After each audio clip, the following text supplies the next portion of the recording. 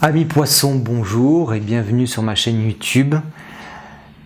Ce tirage pour vous pour le mois de septembre 2019 pour savoir quelles sont les énergies qui vont vous accompagner. Un tirage général qui évidemment ne peut pas forcément parler à tout le monde. Donc si vous désirez un tirage, une guidance plus personnelle, plus pointue, plus en profondeur sur un aspect de votre vie, sur un questionnement pour vous éclairer, eh bien n'hésitez pas à me contacter à l'adresse mail que vous voyez en description de la vidéo et je vous dirai la marche à suivre. On y va, tirage général pour mes amis poissons pour le mois de septembre 2019.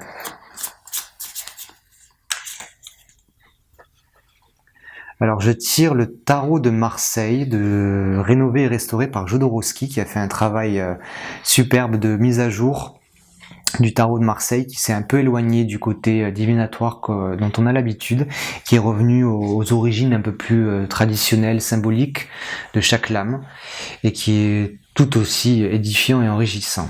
Donc d'abord un tirage des arcanes majeurs et ensuite des arcanes mineurs s'il y a besoin de précision. Donc les poissons, septembre 2019, où en êtes-vous? Où allez-vous? Quelles sont vos forces? Quels sont vos obstacles?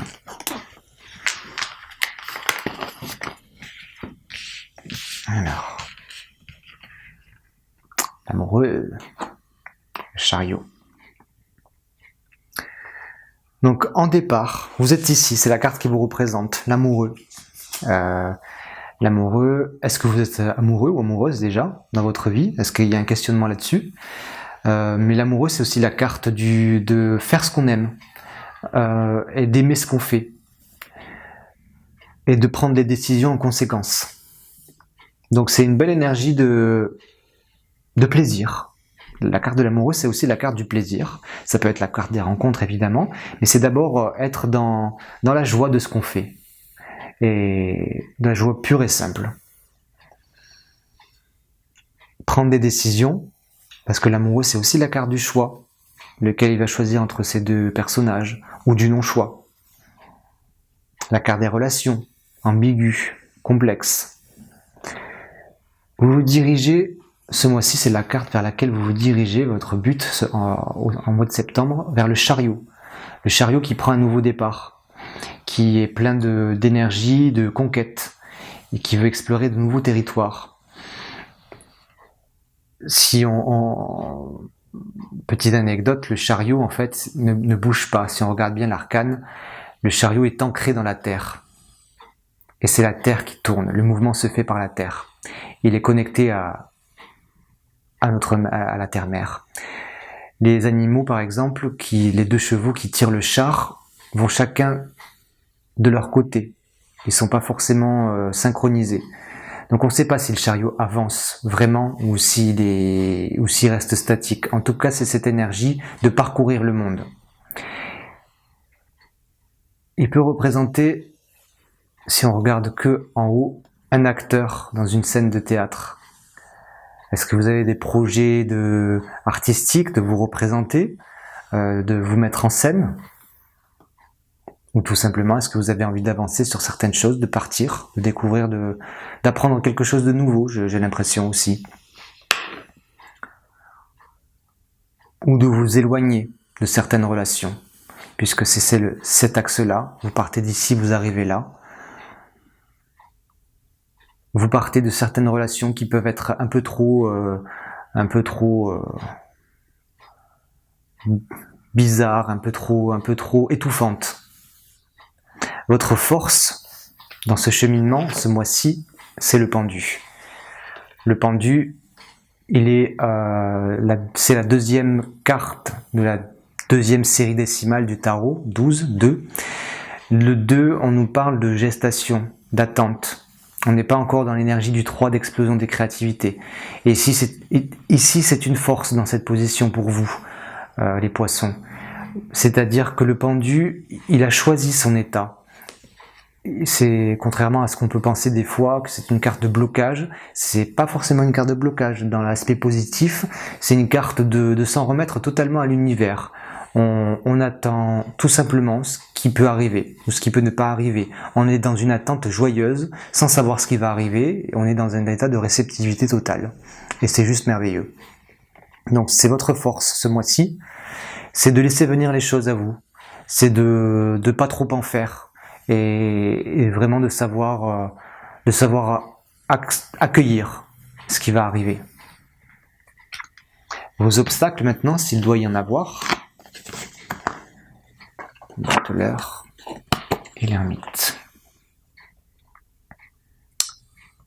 Le battleur, c'est un jeune apprenti, un jeune artisan plutôt, qui maîtrise beaucoup de choses, qui a toutes les compétences pour faire, et qui commence à faire. Et il est ici en dialogue avec l'ermite qui est à l'autre bout de la première série décimale du tarot. Lui commence la série avec le 1 et l'ermite la termine avec le 9. Il y a comme un fossé énorme, en tout cas un fossé, un long chemin à parcourir entre les deux. Ici c'est un obstacle, c'est les difficultés qu'il va vous falloir surmonter. Deux choses, je vois deux choses contraires en fait. L'obstacle, c'est de joindre ces deux choses qui ont l'air diamétralement opposées. Qu'est-ce que vous voulez relier dans votre vie ou dans vos relations qui sont diamétralement opposées, qui ont vraiment des énergies opposées, même pas complémentaires, j'ai envie de dire. Après, l'ermite, on peut voir, l'ermite marche à reculons, il s'en va. Il s'en va dans sa montagne ou dans sa grotte, éclairé par la lumière de sa conscience, par tout ce qu'il a appris. En l'occurrence, il prend son énergie ici du battleur, de toutes ses connaissances, de toutes ses compétences et ses talents. Donc on va demander des précisions avec les arcanes mineurs sur ces obstacles, parce que c'est deux cartes qui regardent toutes les deux à gauche. Donc par exemple, qu'est-ce que regarde le battleur ? Quel est l'obstacle qu'il a du mal à franchir, malgré toutes ses compétences? Ou peut-être que justement vous n'avez pas toutes les compétences pour franchir cet obstacle, mais quel est-il? Le 4, 6, 8, 9, le 9 de denier. Un 9 de denier répond bien à l'ermite qui est la 9e carte aussi. Le denier, le monde du physique, du matériel. Et en 9, on est dans un état de crise. Ou en état de fin, en tout cas. On arrive au bout de ce domaine-là, du domaine physique. Est-ce que vous avez l'intention de quitter une maison? C'est comme si on quittait un endroit, comme si on quittait une stabilité matérielle. On quitte le 8 de denier, on va au 9. Dans le 9, il y a une prise de risque, tout comme l'ermite prend une prise de risque. Il ne sait pas où il va. Avec le 9, on ne sait pas où on va. On va encore au-dessus. Donc prise de risque, les choses. Donc c'est en obstacle, c'est peut-être des difficultés à prendre ces risques, à les prendre à bras le corps pour engager un nouveau cycle. Parce que le 9, on est à la fin d'un cycle. Avec le 1, on en démarre un nouveau. Qu'est-ce que vous avez du mal à terminer? Et qu'est-ce que vous avez du mal à renouveler? L'ermite, on va voir où est-ce qu'il va. Pareil, où est-ce qu'il va l'ermite? Vers où il se dirige? En l'occurrence, lui-même ne sait pas où il va, mais on va apporter des précisions. Puisqu'il est dans un état de fin, de crise, il se dirige vers où? Oui, il se dirige vers le 4 d'épée. Le 4 d'épée, donc on est dans le monde de l'intellect, des pensées, du rationnel, et en 4, on est dans la stabilité. Donc vous avez vraiment à cœur encore une fois, c'est dans la partie obstacle, ce qui vous est difficile à surmonter. Mais l'ermite, il se dirige vers une clarté, vers une stabilité mentale, débarrassé de tous les soucis. On a les idées claires. Il va y avoir des difficultés à avoir des idées claires, mais c'est ce qui vous est demandé de faire.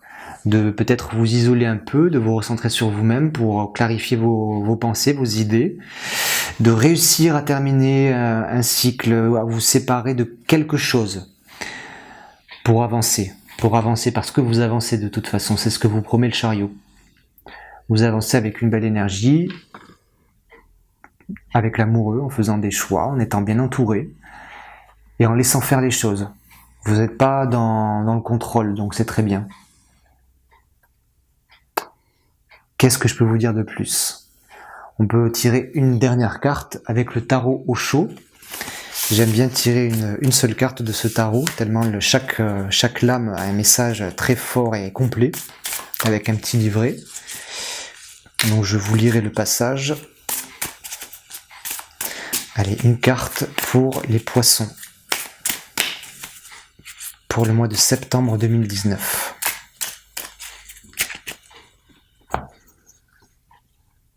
Là. Le silence. Oh, joli. Le silence, tout comme l'ermite va faire le silence, c'est comme le pendu est dans un état silencieux d'attente et de réceptivité. Le silence. Page 36.